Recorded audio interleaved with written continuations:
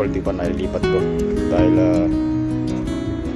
yung tao ng Kebis Argent yung sa ibang ginawa namin, kaya posible ngayong araw kahit mainit ipapalipat ko na yung pati baka na yun saka yung mga paletang yan.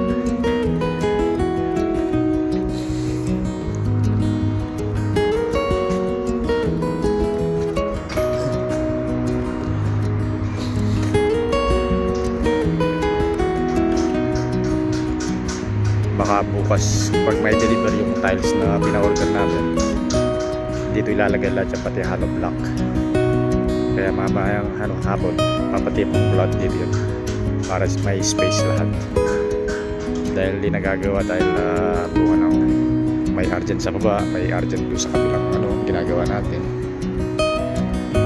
Ito lang naman yung palilipat ko dito, bakal mga paletang yun dito siya.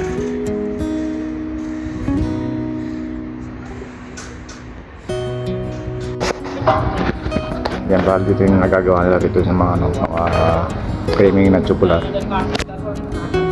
Dahil nung Webes ng hapon, hindi ko sila pinagawa dito. Dahil may Argent kami ginawa doon sa baba, sa restaurant. Yung plastic ng cover, tinakpan namin yung plastic yung nasira. Kaya hanggang dito lang natatapos nila. Pero dito sa banyo, wala pa rin mangyayari. Ganun pa rin as usual. Uuwi pa naman itong mga 27 yung plumber na to. Dahil pang balance yun. Mainit daw sabi niya.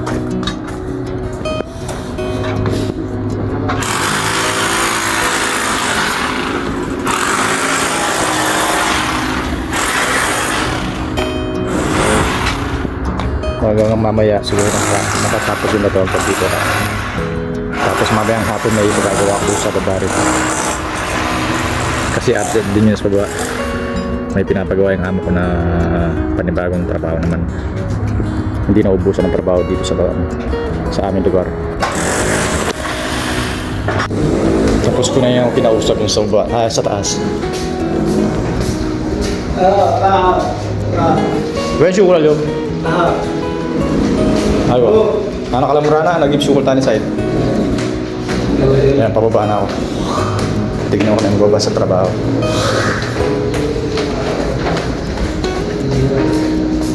Yala. Dahil ito guys, yung ginagawa namin dito sa rampa. Pinalapad ko yung rito, yung area nyo to.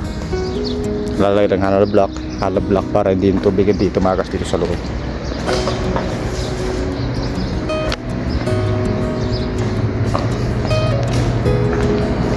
Nung Webes ng hapon, ito yung binuhusan namin.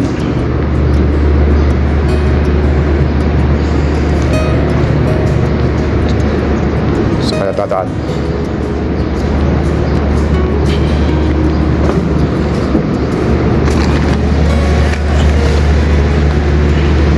Ito, patuloy na ito yung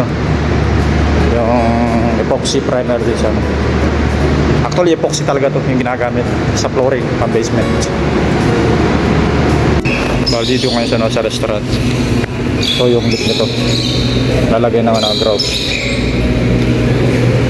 Kailangan palilinis mo na to, yung to, para pumasok yung grout.